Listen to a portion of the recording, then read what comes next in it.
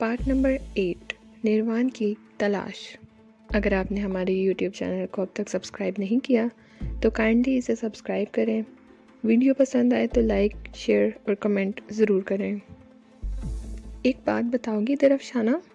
اور اس نے آنکھیں کھول کر مجھے دیکھا۔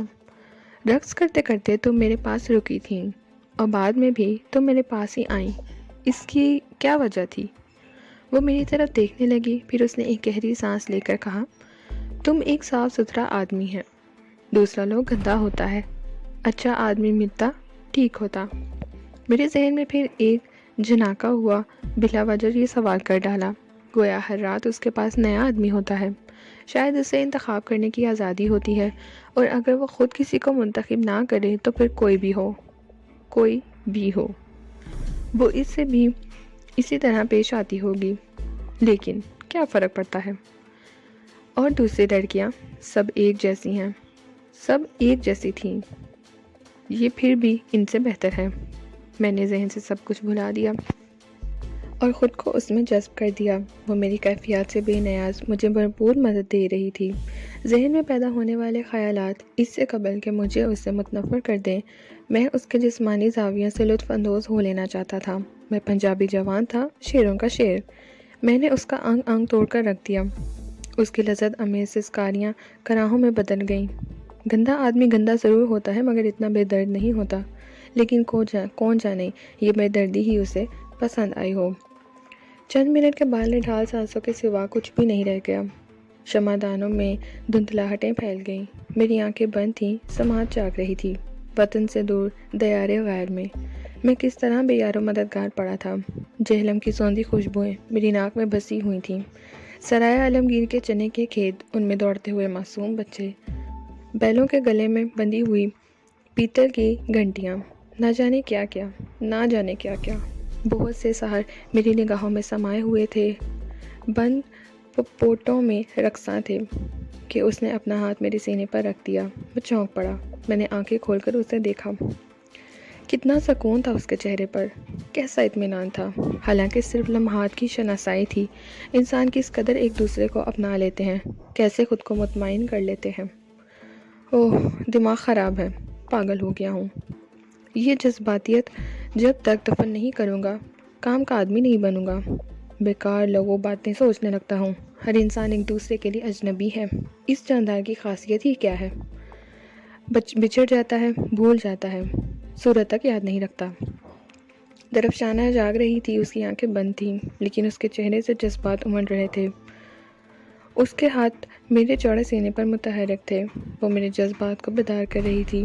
شاید اسے اس کی پسند مل گئی تھی، شاید وہ مجھ سے بہت متاثر ہو گئی تھی، یا پھر وہ ایک ایماندار دکاندار تھی، بھرپور قیمت وصول کرتی، بھرپور مال سپلائی کرتی۔ اس کا نازک ہاتھ سینے کی چوڑائی سے کچھ پیچھے کھسکا اور پھر کھسکتا ہی رہا۔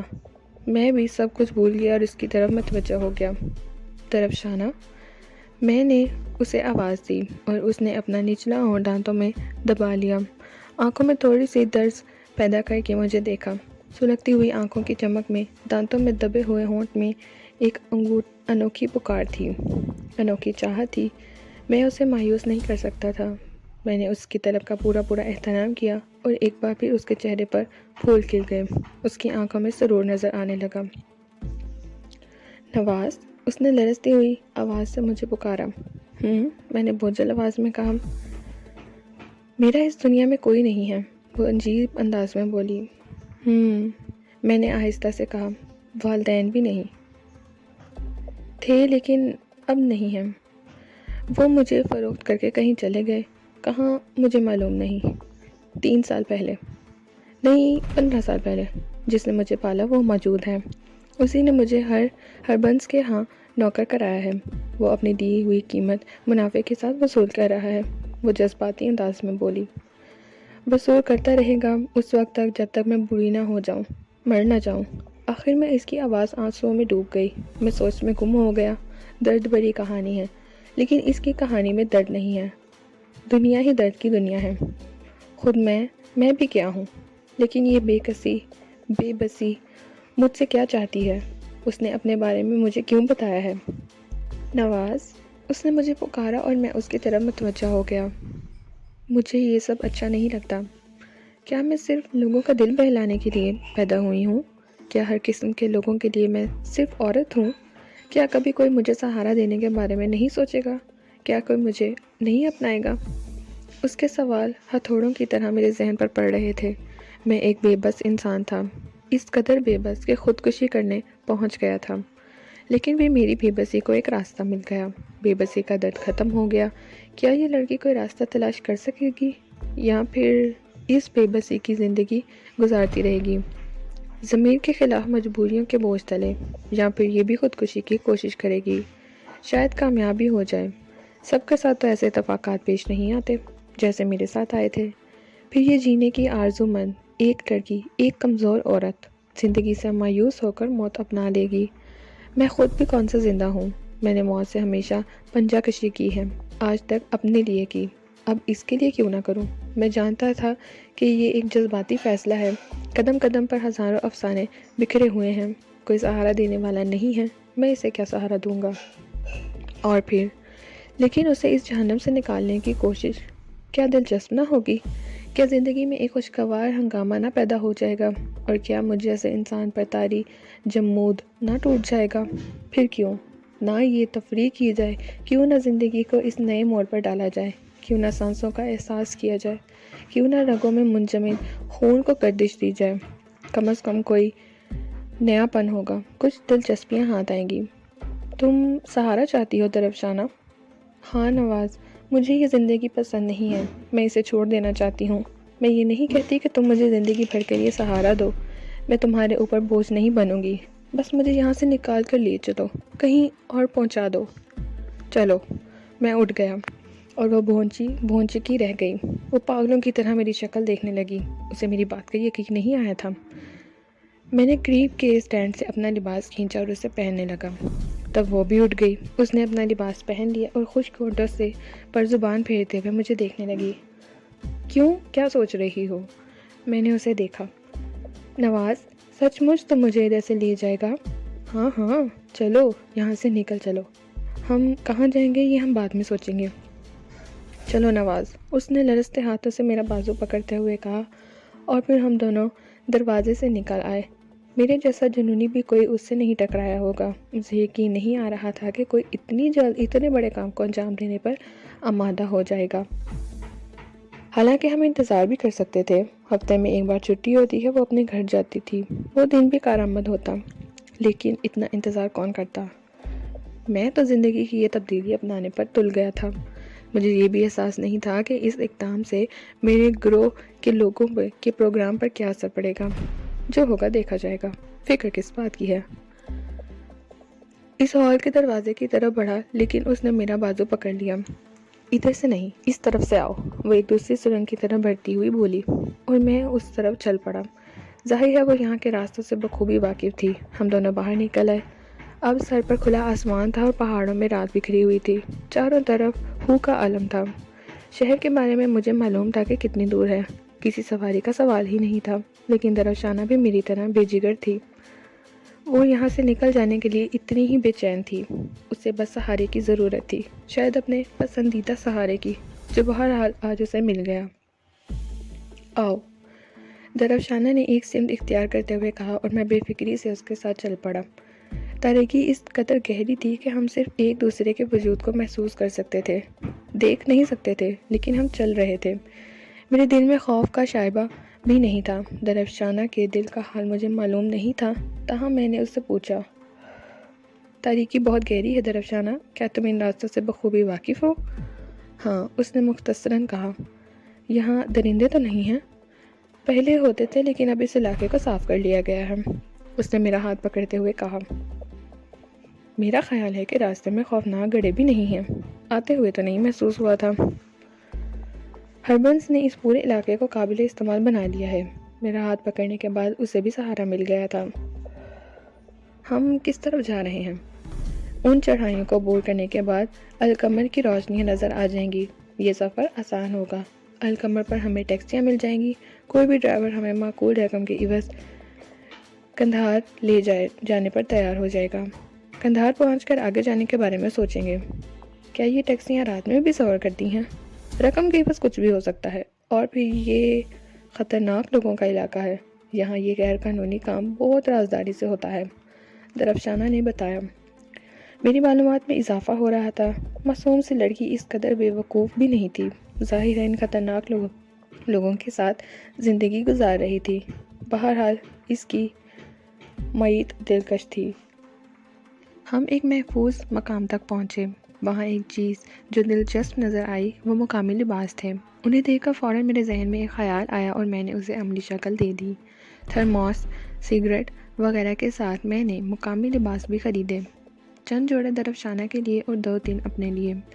یہ چیزیں ایک چمڑے کے سوٹ کیس میں رکھوا کر میں نے سب کی قیمت ادا کر دی۔ اس کے باوجود میرے پاس کافی کرنسی موجود تھی۔ درفشانہ سحر کے عالم میں سب کچھ دیکھ رہی تھی۔ اسے میرے اس قدر تگڑی آسامی ہونے کی توقع نہیں تھی۔ پیک کیا ہوا سامان آ گیا اور اسے لے کر ہم اپنے کمرے میں واپس آ گئے۔ میں نے درفشانہ کو بھی نیا لباس پہننے کی پیشکش کی اور اس نے سحر کے عالم میں نیا لباس پہن دیا۔ ترکی طرز کا یہ لباس موضوع بدن درفشانہ پر خوب جچ رہا تھا۔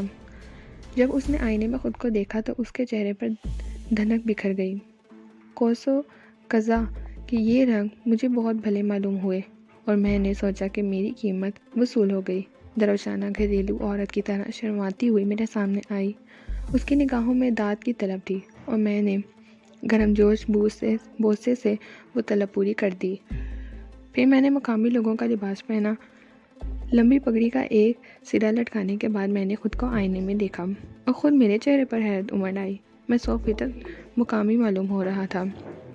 بس میری ہپی طرز کی داڑھی ان لوگوں سے مختلف تھی۔ بہرحال میں نے فیصلہ کیا کہ کم از کم افغانستان میں یہی حلیہ اختیار کیے رہوں گا۔ درفشانہ نے بھی پسندیدگی کی نگاہوں سے مجھے دیکھا۔ عجیب انسان ہو تم۔ جب تم بپی بنے ہوئے تھے تو میں نے تمہیں سفید فام غیر ملکی سمجھا تھا، اور اگر اب میں تمہیں پہلی بار لباس میں دیکھتی تو افغانستان کا ہی سمجھتی۔ تمہارے چہرے اور جسم میں ہر چیز چھپ جاتی ہے۔ چلیں، میں نے کلائی پر بندھی ہوئی گھڑی دیکھ کر کہا۔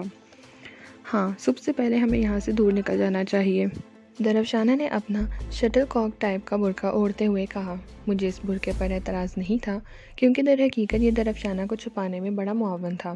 ہم ہوٹل سے باہر نکل آئے۔ رات کے 3:45 بجے تھے۔ ہوٹل کے باہر کچھ ٹیکسیاں کھڑی تھیں جن کے ڈرائیور اگلی سیٹوں پر دراز اونگ رہے تھے۔ ان لوگوں سے افغانی زبان میں بات چیت تم کرو گی، میں تو گونگا ہوں، اس نے کہا۔ ٹھیک ہے، درفشانہ نے جواب دیا۔ پھر اس نے خود ہی آگے بڑھ کر ٹیکسی ڈرائیور کا پاؤں ہلایا۔ ڈرائیور آنکھیں ملتا ہوا اٹھ گیا۔ درفشانہ مقامی زبان میں اسے گفتگو کرتی رہی، جس کے کچھ الفاظ میری سمجھ میں آ رہے تھے۔ تھوڑی سی رد و قت کے بعد ڈرائیور تیار ہو گیا۔ اس نے ٹیکسی کی ڈکی میں ہمارا سامان رکھا، پیٹرول وغیرہ چیک کیا، اپنا پستول نکال کر اس کے چیمبر بھرے اور اسے نیفے میں اڑس لیا۔ پھر اپنی پگڑی کھول کر کسی اور اس کے بعد وہ اسٹیئرنگ پر آ بیٹھا۔ اس دوران ہم اندرونی سیٹ پر آ گئے تھے۔ تب ٹیکسی سٹارٹ ہو کر چل پڑی۔ درفشانہ کا چہرہ اب بھی ڈھکا ہوا تھا اور ہم بظاہر کسی باعزت گھرانے کے چشم و چراغ معلوم ہو رہے تھے۔ راستے میں کسی نے کوئی گفتگو نہ کی، البتہ درفشانہ کے جسم کا بوجھ زیادہ سے زیادہ میرے اوپر آ پڑا تھا۔ شاید وہ سو گئی تھی، لیکن میں پشاور میں اسٹورز ہیں جو بظاہر دوسرا کام کرتے ہیں۔ ان کا اصل کام یہی ہے جسے وہاں کے مقامی لوگوں نے سنبھالا ہوا ہے۔ خوب، میں نے دل ہی دل میں یہ نام نوٹ کر لیے۔ اگر ان معلومات کے عوض یہ لڑکی خود ضیاء خان سے مدد کی درخواست کرتی تو ضیاء خان پوری قوت سے اس کی مدد کرتا، لیکن خوشی کی بات تھی کہ یہ معلومات میرے ذریعے ان لوگوں تک پہنچیں، جس سے انہیں اندازہ ہو گیا کہ میں بخوبی کام کر رہا ہوں۔ تمہاری معلومات تو بہت کافی ہیں درفشانہ۔ کیا یہ لوگ اپنا کاروبار خفیہ نہیں رکھتے؟ میرے علاوہ صرف چند لوگوں کو ہی یہ معلومات ہوں گی۔ ہربنس کا بیٹا جوگندر سنگھ کبھی کبھی میرے پاس آتا تھا، وہی اپنے کاروبار کے بارے میں بتاتا رہتا تھا، درفشانہ نے جواب دیا۔ اوہ، میں نے ایک گہری سانس لی۔ کیا کابل سے باہر بھی ان کا کاروبار پھیلا ہوا ہے؟ نہیں، صرف کابل میں۔ ہربنس سنگھ بہت چالاک ہے، اس نے ابھی باہر ہاتھ پاؤں نہیں مارے۔ وہ پہلے کابل میں اپنا کاروبار مستحکم کرنا چاہتا ہے۔ وہ چاہتا ہے کہ کوئی دوسرا اس کے مقابلے پر نہ آ سکے۔ حکومت نے بااثر لوگ اس کے پشت پناہ ہیں۔ جب وہ یہاں سے اطمینان کر لے گا تب باہر کام کرے گا۔ ہم گفتگو کرتے چلے گئے۔ القمر کی عمارت اب سامنے ہی نظر آ رہی تھی۔ درفشانہ نے اپنے ساتھ لایا ہوا برقع سر پر ڈال لیا اور عجیب و غریب نظر آنے لگی۔ اس برقعے میں کسی کو ساتھ لے کر چلنا بہت عجیب تھا، لیکن یہاں معیوب نہیں تھا۔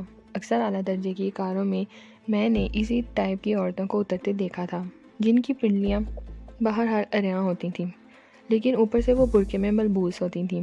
چنانچہ جب ہم ہوٹل میں داخل ہوئے تو کسی نے ہماری طرف توجہ نہیں دی۔ کاؤنٹر پر موجود جدید افغان نے ہمیں دیکھ کر رجسٹر کھول دیا اور ہم نے عارضی قیام کے لیے کمرہ حاصل کر لیا۔ شاید یہاں عارضی قیام کے لیے لوگ آتے رہتے تھے۔ یہ قیام پوری رات، آدھی رات اور بعض اوقات 1 گھنٹہ ہوتا تھا۔ چنانچہ ہم سے پوچھ لیا گیا اور ہم نے صرف 2 گھنٹے کے لیے کمرہ حاصل کر لیا۔ نہایت خوبصورت کمرہ تھا۔ دن رات کام ہوتا تھا، اس لیے ہر چیز مل گئی۔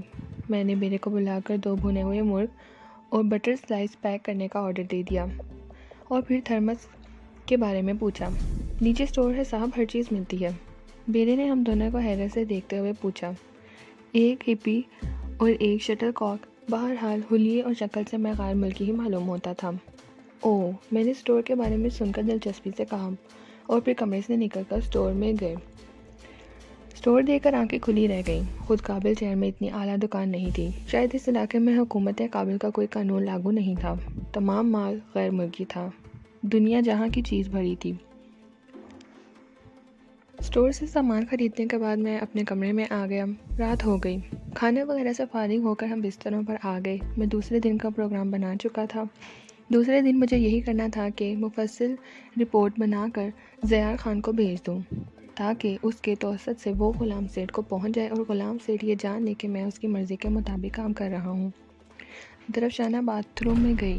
اس نے ایک قیمتی لباس پہنا، خاص انداز میں بال گوندھے اور پھر باتھ روم سے نکل آئی۔ اس کا چہرہ روشن تھا، آنکھوں میں مستیاں امڑ رہی تھیں۔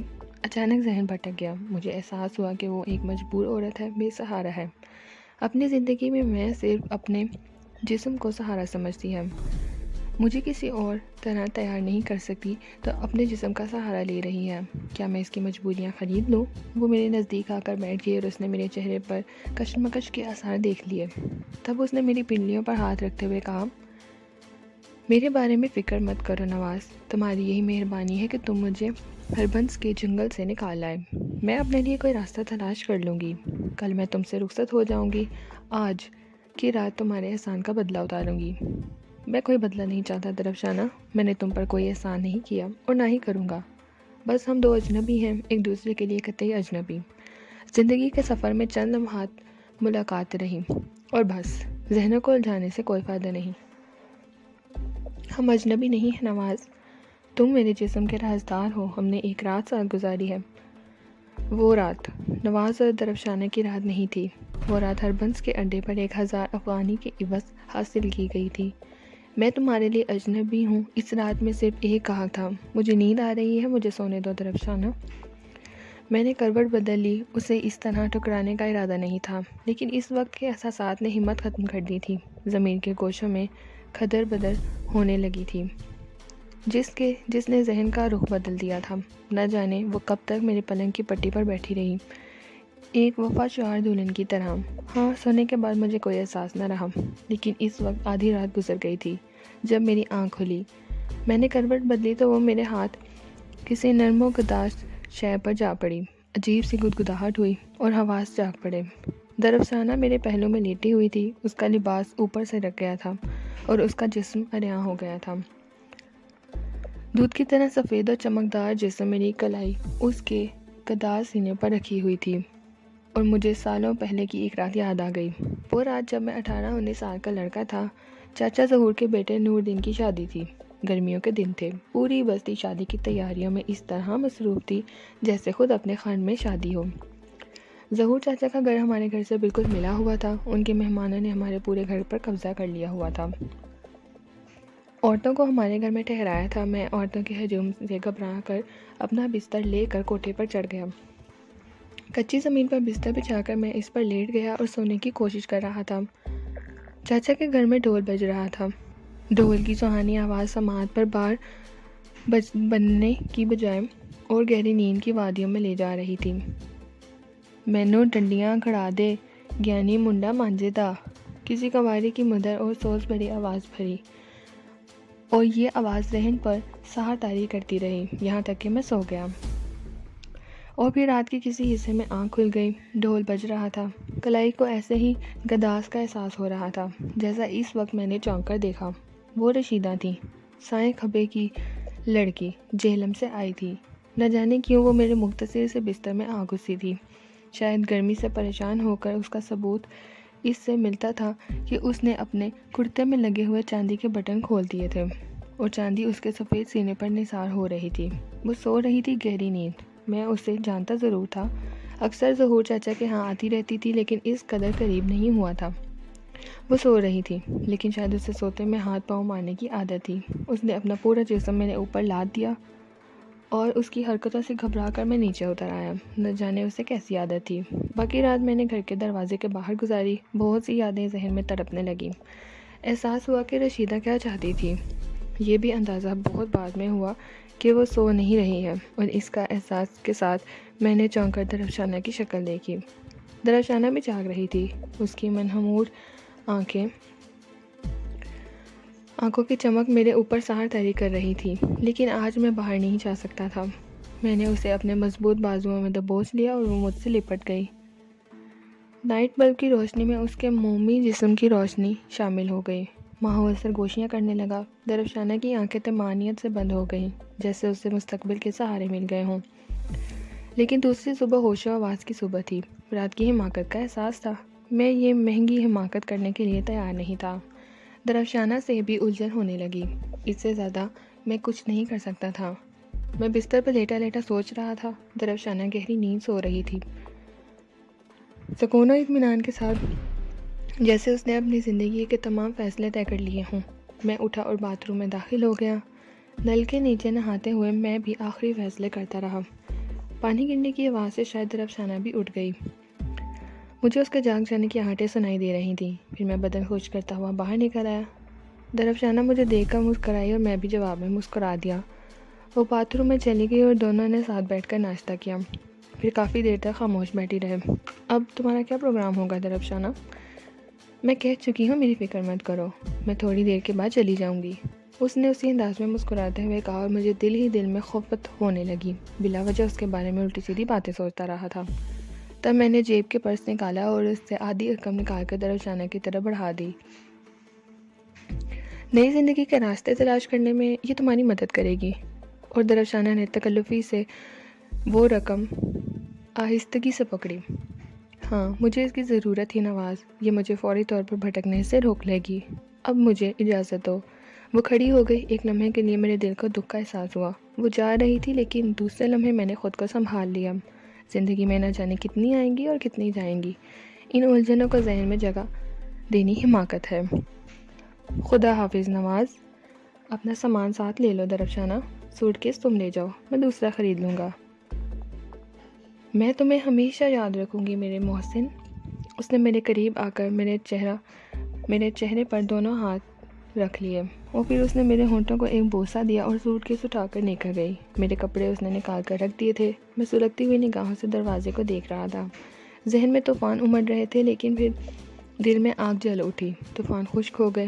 میں نے خود کو اللہ تعلق کر لیا۔ پوری زندگی حادثات سے عبارت ہے۔ کسی ایک حادثے کو ذہن پر سوار نہیں ہونے دینا چاہیے۔ میں نے ایک لباس نکالا، اسے پہنا، بال وغیرہ درست کر کے میں باہر نکلا۔ میری شکل و صورت عجیب سی بنی ہوئی تھی لیکن غلیظ نہیں تھی۔ میں نے اندازہ لگایا تھا کہ ان میں شامل ہونے کے لیے یہ شرط نہیں ہے۔ میں بھی ہوٹل سے باہر نکل آیا۔ باہر نکل کر میں نے دور تک سڑکیں دیکھیں۔ درفشانہ کا کہیں پتہ نہیں تھا۔ وہ جا چکی تھی۔ میں آگے بڑھنے لگا۔ کچے مکانات، تنگ گلیاں، جگہ جگہ بکھرے ہوئے سرو کے درخت، سڑکوں کے کنارے قندھار کے تحفے، سرخ انار کی بیوپاری ہیں۔ میں اس بازار میں چل پڑا۔ قاعدے کا ایک بھی بازار نہیں تھا۔ کوئی چیز خریدنے کا سوال ہی پیدا نہیں تھا۔ سوٹ کیس کی ضرورت تھی لیکن نظر نہیں آ رہا تھا۔ مجبوراً پلاسٹک کا ایک تھیلا خریدا اور واپسی کے خیال سے چل پڑا۔ لیکن ابھی چند قدم آگے بڑھا تھا کہ ڈھیلے ڈھالے جبے میں ملبوس لمبی پگڑی باندھے ہوئے بڑی بڑی مونچھوں والا ایک افغان میرے راستے میں حائل ہو گیا۔ اس کی گہری سرخ آنکھیں مجھے گھور رہی تھیں۔ خوتمار، نام کیا ہے؟ اس نے گراتی ہوئی آواز میں پوچھا۔ کیا بات ہے خان؟ میں نے سنبھل کر پوچھا۔ خو اگر تمہارا نام نواز ہے تو جلدی ہمیں بتاؤ۔ ہاں میرا نام نواز ہے، میں نے کہا اور سنبھل گیا۔ میں کسی بھی واقعے کے لیے تیار ہو گیا تھا۔ خان نے لپک کر میری کلائی پکڑی، لیکن گریت غیر دوستانہ نہیں تھی۔ وہ مجھے ایک گلی میں لے گیا اور پھر میری کلائی چھوڑتے ہوئے بولا، ہمارا نام گلزار خان ہے، زیار خان نے تمہارے کو بتایا ہوگا۔ میرے دماغ میں بجلی سے چمک گئی۔ مجھے یاد آ گیا، زیار خان نے بتایا تھا کہ اگر ہربنس سنگھ کے اڈے پر کوئی گڑبڑ ہو جائے تو گلزار خان سے مدد کرنا۔ ہاں خان، زیاد خان نے مجھے بتایا تھا، مگر تم یہاں کہاں؟ خو ہربنس کا لوگ کے ساتھ آیا ہے۔ تمہارا تلاش میں تمہیں قتل کرنے ہربنس کو پتہ چل گیا کہ تم درفشانہ کو نکال آیا ہے۔ ٹیکسی ڈرائیور نے ہم لوگ کو اور چھوڑا، تمہارا پتہ بتایا۔ لڑکی کدھر ہے؟ وہ آزادی چاہتی تھی خان، میں نے اسے آزاد کر دیا۔ تم ادھر سے سیدھا رات چلا جاؤ، اب ہوٹل مت جاؤ، وہ خدائے خوار تمہارا تلاش میں ہے، ہم بھی ان کے ساتھ آیا ہے۔ تم ہوٹل میں نہیں ملا تو سب لوگ الگ الگ تمہارا تلاش میں نکل پڑے گا۔ خدا کا شکر ہے تم سب سے پہلے ہم کو ملا۔ کل کتنے آدمی ہیں خان؟ میں نے پوچھا۔ 4 آدمی ہیں، ہمارا سمیت۔ ٹھیک ہے خان، تم فکر مت کرو، میں یہاں سے نکل جاؤں گا۔ ہماری مدد کا ضرورت ہو تو میں بتاؤں، گلزار خان نے کہا۔ نہیں خان، شکریہ۔ ہاں میں نے لڑکی سے معلومات حاصل کی ہیں، اس کی رپورٹ دینا چاہتا ہوں۔ کیا وہ رپورٹ تمہارے ہاتھ بھیجی جا سکتی ہے؟ نہیں بھائی صاحب، تم رات پہنچ کر رپورٹ ڈاک سے بھیج دینا۔ اچھا اب چلو، چھوٹا جگہ ہے، کوئی اور نکل آیا تو ہمیں بھی پریشانی ہوگا۔ خدا حافظ۔ اور سے سیدھا راستہ بس اڈا جاتا ہے، اور سے تمہیں ارات جانے کا راستہ مل جائے گا۔ خدا حافظ خان، میں نے مسکراتے ہوئے کہا، اور گلزار خان گلی سے نکل کر نظروں سے اوجھل ہو گیا۔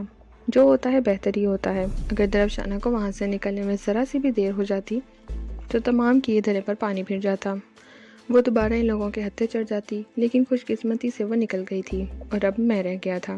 میں کسی سے خوفزدہ نہیں تھا۔ ہربنس کے 4 آدمی میری تلاش میں آئے تھے، جن میں سے گلزار نکل گیا تو 3 رہ گئے۔ بہرحال مجھے اپنا سامان تو ہوٹل سے لینا ہی تھا۔ گلزار خان نگاہوں سے اوجھل ہو گیا۔ اس کی یہی مہربانی کافی تھی کہ اس نے مجھے پہلے سے ہوشیار کر دیا۔ اگر میں خوفزدہ ہوتا تو سامان بھی چھوڑ دیتا۔ ظاہر ہے کون سی نیک کمائی کا تھا، لیکن میرے ذہن میں تو الاؤ جل رہے تھے۔ ایک قسم کی اذیت طلبی کی سی کیفیت پیدا ہو گئی تھی۔ دماغ پر جمی ہوئی برف کو توڑنا چاہتا تھا۔ چنانچہ میں نے سیدھے ہوٹل کا رخ کیا۔ کاؤنٹر پر پہنچ کر ہوٹل کا حساب کتاب کیا۔ اس دوران میری نگاہیں قرب و جوار کا جائزہ لے رہی تھیں، اور پھر ایک چست و چلاک جسم کا سردار میری نگاہوں میں آ گیا، جو عجیب انداز میں مجھے گھور رہا تھا۔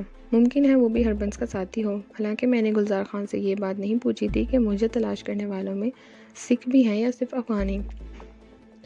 تاہم میں نے نگاہوں میں سردار کو بھر لیا۔ پھر میں اپنے کمرے میں آیا، اپنا سامان پلاسٹک کے تھیلے میں رکھا، پستول نکال کر اس کے چیمبر چیک کیے، اور اسے اس انداز میں رکھ لیا کہ اگر نکالنے کی ضرورت پیش آئے تو وقت نہ لگے۔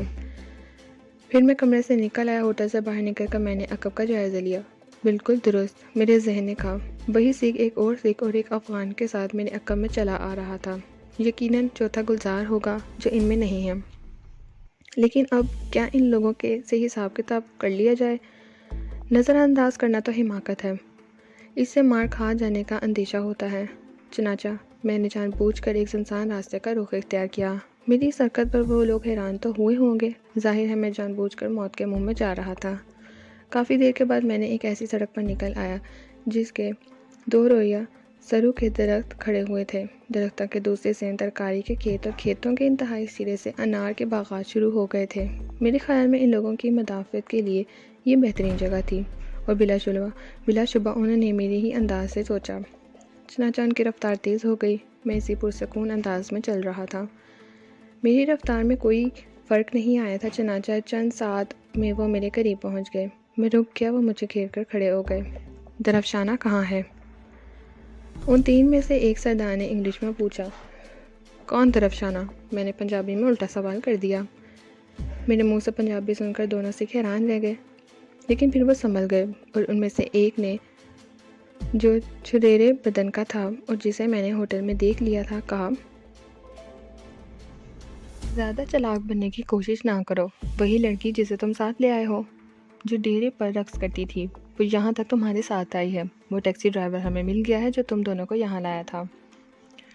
لڑکی میرے ساتھ آئی تھی، ایک رات اس نے قیام کیا بھی یہاں اور پھر چلی گئی۔ مجھے نہیں معلوم وہ کون تھی اور کہاں چلی گئی۔ جھوٹ، بکواس، تم نے اسے کہیں چھپا دیا ہے، بتاؤ، ورنہ ہربنس کے حکم سے تمہیں موت کے گھاٹ اتار دیا جائے گا۔ چلو کوشش کرو۔ میں نے اپنا تھیلا زمین پر رکھ دیا۔ مارو، دوسرے سنگھ نے افغان اور چھریرے بدن والے سے کہا، اور افغان نے اپنی پگڑی کا لٹکتا ہوا سیرا دانتوں میں دبا لیا۔ اس نے مٹھیاں بند کر کے میری طرف بڑھائیں، لیکن دوسرے لمحے میری لات اس کے پیٹ پر پڑی اور اس کے منہ سے چیخ نکل گئی۔ لیکن اسی وقت عقب سے دبلے پتلے سردار جی نے میری بغلوں میں ہاتھ ڈال کر گردن میں پھنسانے کی کوشش کی۔ داؤ تو اچھا تھا، لیکن انہیں یہ نہیں معلوم تھا کہ اپنے سے طاقتور پر نہیں آزمانا چاہیے۔ میں نے بازوؤں کو زوردار جھٹکا دیا اور سردار جی کو خود لینے کے دینے پڑ گئے۔ ان کے بازو پھسل گئے، نیچے سے میری کوہنی ان کے سینے پر پڑی اور ان کا منہ سے کراہ نکل گئی۔ اتنی دیر میں افغان اٹھ گیا۔ اس بار اس نے گھراتے ہوئے میرے اوپر حملہ کیا، لیکن میں سامنے سے ہٹ گیا اور افغان جھونک میں دوسرے سردار سے ٹکرا گیا، جس نے ابھی تک لڑائی میں حصہ نہیں لیا تھا۔ تب میں دبلے پتلے سردار کو سنبھال گیا، لیکن اس وقت افغان کے نیچے دبے ہوئے سردار نے پستول نکال لیا اور چیخ کر بولا، بس اب ہٹ جاؤ، کھیل ختم ہو گیا۔ لیکن میں کھیل ختم کر سکتا تھا۔ دبلے پتلے سردار کو میں نے پھرتی سے ڈھال بنا لیا اور پھر میرا پستول بھی نکل آیا۔ اسی ڈھال سے میں نے دوسرے سردار کے پستول پر گولی چلا دی، لیکن بدقسمتی سے نشانہ پستول کا نہ رہا۔ گولی نے سردار جی کی پسلیاں توڑ دی تھیں۔ سردار جی کی دل خراش چیخیں گونج اٹھیں۔ دوسرے سردار نے ایک طرف چھلانگ لگا دی اور افغان کبھی میرے پستول کو دیکھتا، کبھی زمین پر پڑے سردار جی کو۔ میں نے اطمینان سے اپنا تھیلا اٹھایا اور پستول اسی انداز میں ہاتھ میں لیے آگے بڑھ گیا۔ ویسے میں چوکنا تھا، مغرور سردار جی کسی بھی طرح سے حملہ آور ہو سکتا تھا۔ ناول نروان کی تلاش کا پارٹ 8 اختتام پذیر ہوتا ہے۔ ناول کا بقیہ حصہ پارٹ 9 پہ سماعت فرمائیے۔